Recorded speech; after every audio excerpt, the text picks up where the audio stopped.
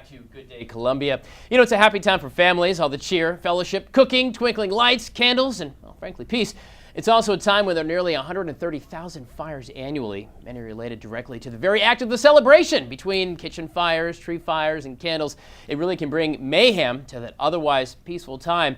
But the good news is there are some steps you can take to make sure your holiday stays full of cheer, and the only time you see a fireman is when you stop at the corner to drop $1 in his boot. Joining me this morning from Gregory Electric, Bob Livingston, and Fire Chief Aubrey Jenkins. Gentlemen, good morning. Good morning. So, you know, Chief, I mean, you guys are busy all the time, but certainly the holidays seem like a very busy time for y'all.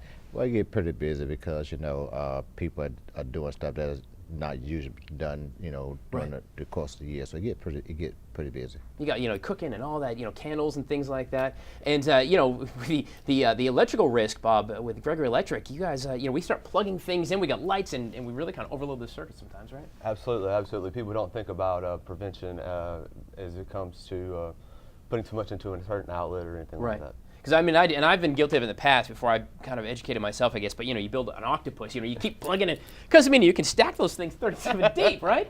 You don't want to. You don't want to.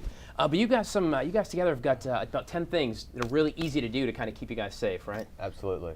Number one would be inspect all electrical decorations for damage before use. So prevention obviously is the best way to make sure that there are no accidents. So make sure there are no cracked or damaged sockets, loose, bare wires, or anything like that. You know, and even if you store them over the wintertime, mice and different things can eat away. They can deteriorate after years. So or the heat from the summer. That's right. Oh yeah, it does get hot in my attic. And we're talking about electrical. You don't want to overload. What's a good rule of thumb? Is there one?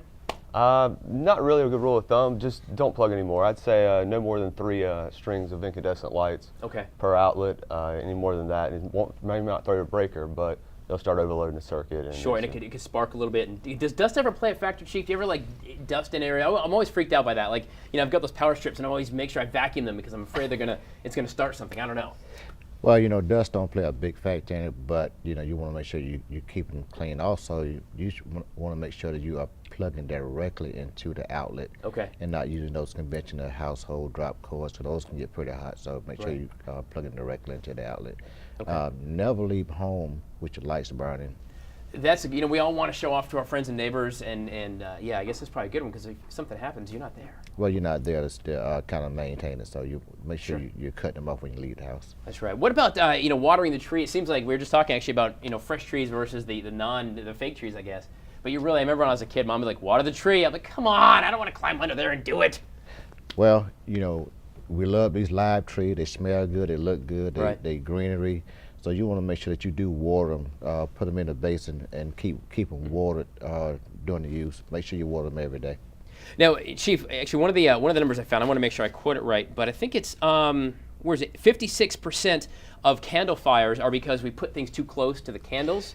Yes. Well, you want to make sure you keep any type of combustibles away from the trees, and make sure you get at least 3 feet, a 3-foot clearance.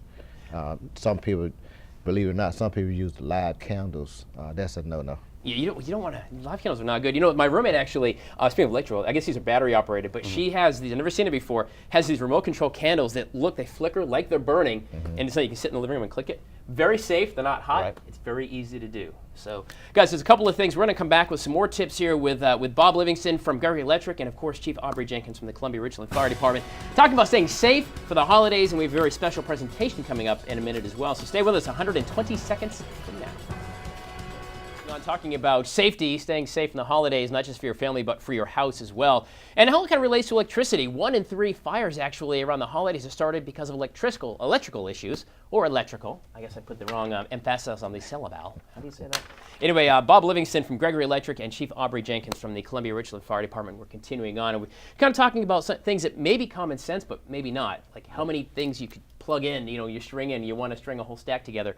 3 is really kind of the max. 3 is where you want to stop, And it just really kind of preventative stuff like inspecting, you pull out of the attic, inspect it to make sure it hasn't been deteriorating over the years for whatever reason. Right. Another good thing is to protect your cords from damage. That's another preventive measure.